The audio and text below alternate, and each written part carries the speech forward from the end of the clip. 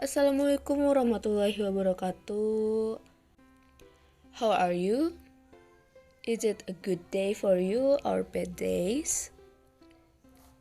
Alright, today we're gonna learn about simple present tense, and this is very easy for you to understand it. Kenapa? Karena simple present tense ini adalah kalimat yang sangat mudah. Namanya saja sudah simple present tense. Pasti kalimatnya akan mudah. Jadi, Miss harap untuk menyiapkan alat tulis dan buku di depan serta fokus ke materi pembelajaran kita hari ini. Baik, kita mulai saja materi pembelajaran kita hari ini ya. Materi pembelajaran kita hari ini ialah simple present tense. Nah, untuk simple present tense ini, Miss bedakan ke dalam dua kategori. Yang pertama adalah tindakan atau peristiwa yang berulang kali atau permanen. Maksudnya di sini adalah jika kita melakukan kegiatan secara berulang di setiap harinya, maka itu dapat dikategorikan sebagai simple present tense. Dan yang kedua, apabila pernyataan atau suatu hal yang selalu benar.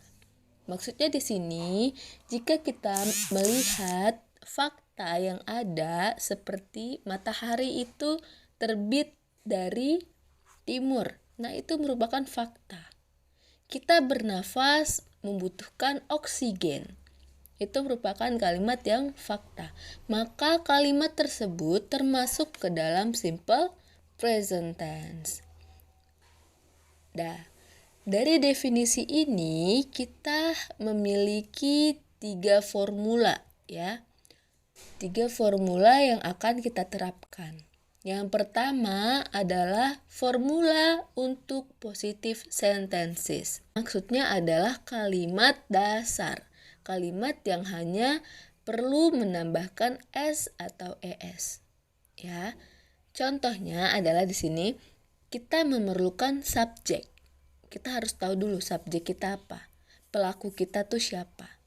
Nah, di sini Miss tuliskan ada subjeknya I, you, they, we, she, he, it, nama orang, nama tumbuhan, nama hewan, yang semuanya termasuk benda hidup. Subjek ini bisa kita kategorikan menjadi 2. Yang pertama itu singular, yang kedua itu plural. Kapan dikatakan singular? Dikatakan singular apabila dia hanya terdiri dari satu orang. Kapan dikatakan plural? Apabila dia lebih dari satu orang dan biasanya dicirikan dengan kata dan atau s di subjeknya. Paham? Nah, kita lanjut ke verb. Verb ini ada juga 2 jenis. Yang pertama singular, yang kedua plural. Jika dia singular, maka dia harus menambahkan s atau es pada kalimat akhir verbnya. Jika dia plural, tidak perlu untuk menambahkan s atau es. Oke. Dan kita yang terakhir ini membutuhkan objek. Objek di sini bisa me, you, them, us, her, him, it, nama orang, nama tumbuhan, nama hewan, nama tempat, pokoknya semua benda hidup atau benda mati boleh dijadikan objek. Baik, jadi di positive sentences kita memerlukan 3. Subjek, verb, objek. Oke? Bisa dipahami ya, masih mudah. Kita masuk lagi ke formula negative sentences. Maksudnya negative sentences ini apa? Kalimat yang tidak sebenarnya atau kalimat yang tidak dilakukan pada hari itu. Bukan rutinitas. Tadi kan kita harus melakukan kegiatan yang berulang setiap hari. Nah, negative sentences ini tidak dilakukan setiap hari gitu. Kalimatnya itu tidak dilakukan setiap hari. Maka dari formula ini yang berubah adalah penambahan do atau does dan not. Di verbnya juga harus kita hilangi s atau es. Oke, kita bahas satu-satu ya. Untuk subjek tetap sama seperti yang di positif. Ya. Untuk do atau does. Penentuan do apabila dia kalimatnya plural. Ya, subjeknya plural. Jadi subjek plural itu ada I, you, they, we, terus orang yang lebih dari 2, tumbuhan yang lebih dari 2, dan hewan yang lebih dari 2. Dan does. Does ini untuk subjek yang singular. Contohnya ada she, he, it, satu nama orang, satu tumbuhan, dan satu hewan. Lalu bisa penambahan not. Jika do ditambah not, boleh penyebutannya do not atau don't. Does pun begitu, bisa does not atau doesn't. Ya. Lalu ada penambahan verb. Di verb ini tadi kan kita harus menambahkan s atau es ya di positif. Tapi di negatif gak usah. Nah, untuk di negatif s sama es-nya dihilangkan karena kita sudah memakai does. Jika dia singular, yang ditambah s atau es tadi di positif adalah yang subjeknya singular. Nah, subjek yang singular di kalimat negatif ada penambahan does not. Penambahan s di verb akan hilang. Lalu terakhir kita membutuhkan objek. Objeknya masih sama seperti yang ada di positive sentences. Alright. Jika di positif kita membutuhkan 3, subjek, verb, objek, maka di negatif kita membutuhkan 5. Subjek, do atau does, not, verb, dan objek. Lalu kita masuk ke formula interrogative sentences. Ini adalah kalimat yang menanyakan sesuatu itu benar-benar terjadi setiap hari atau benar-benar faktakah dia. Maka kita harus menggunakan formula interrogative sentences.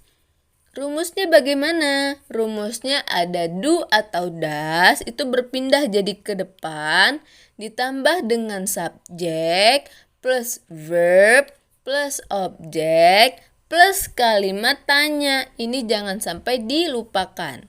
Jadi jika di interrogatif kita juga membutuhkan 5. Do atau does, subjek, verb, objek, dan tanda tanya.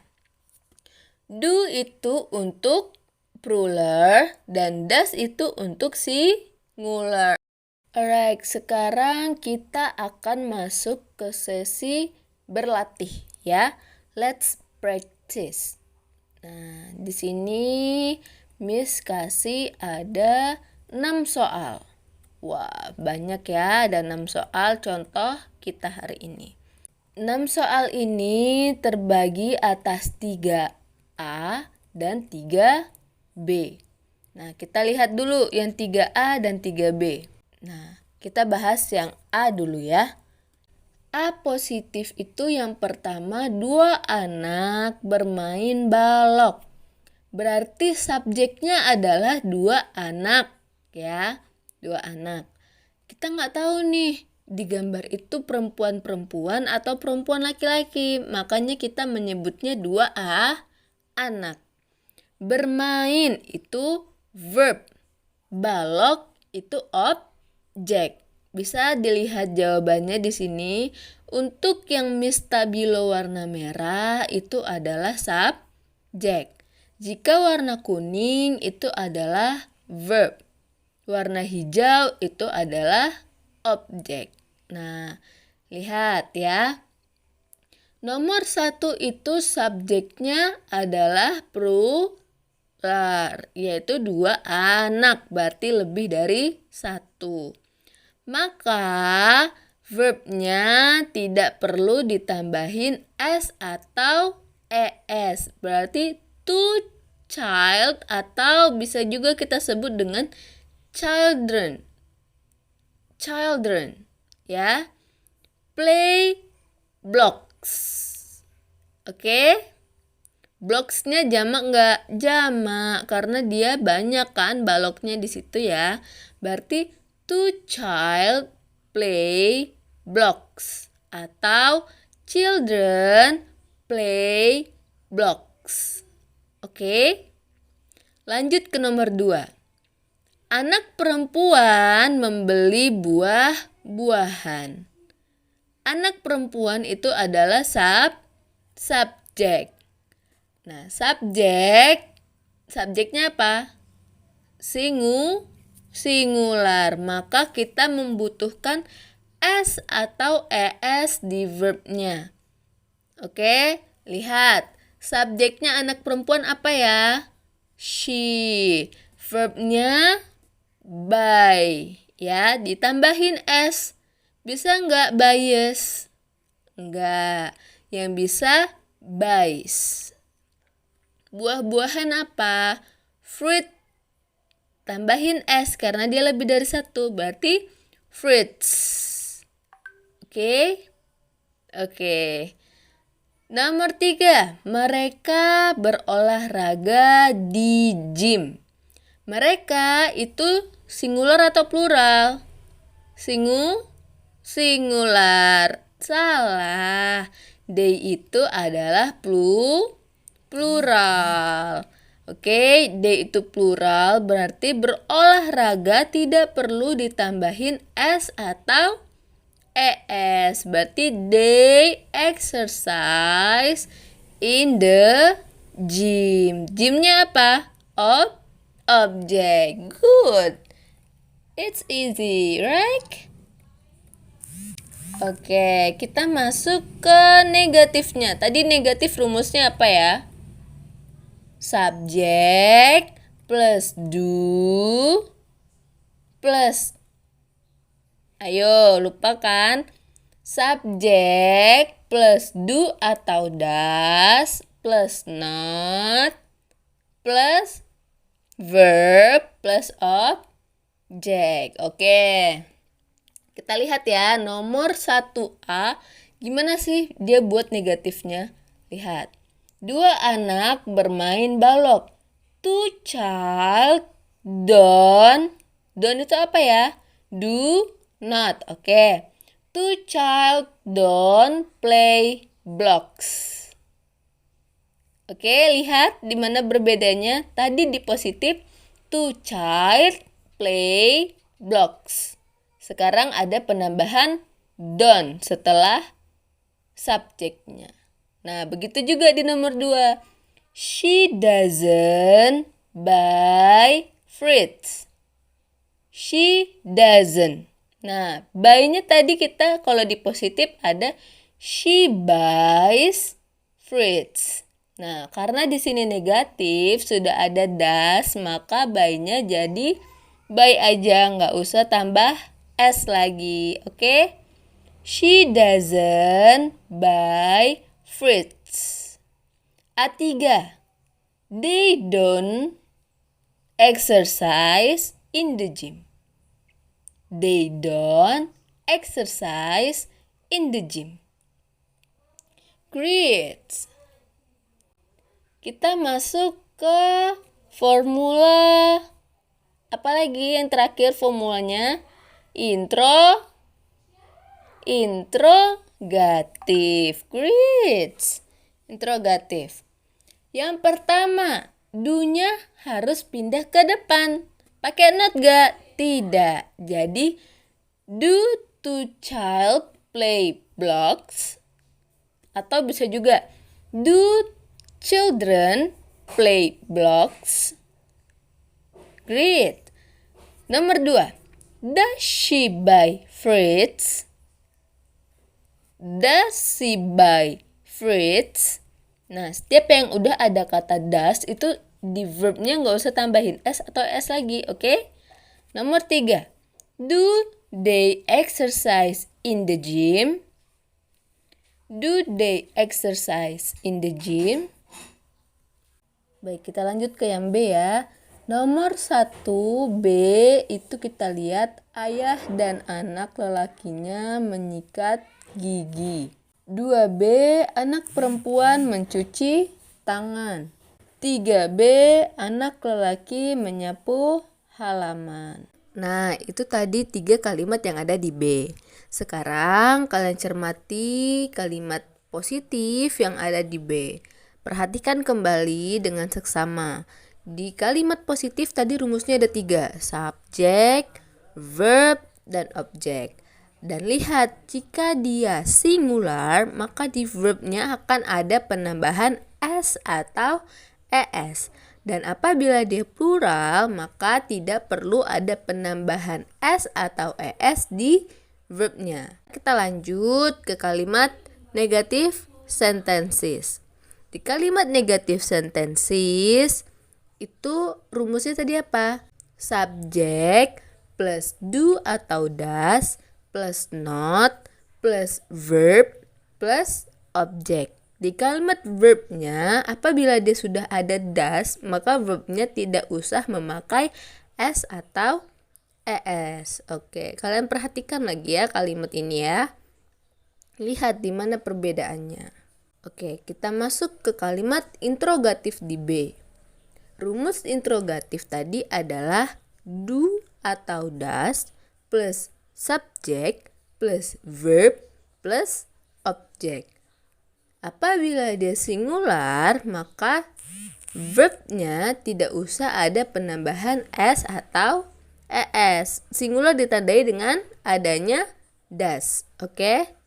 Jika sudah ada does, maka tidak ada s atau es lagi di verbnya.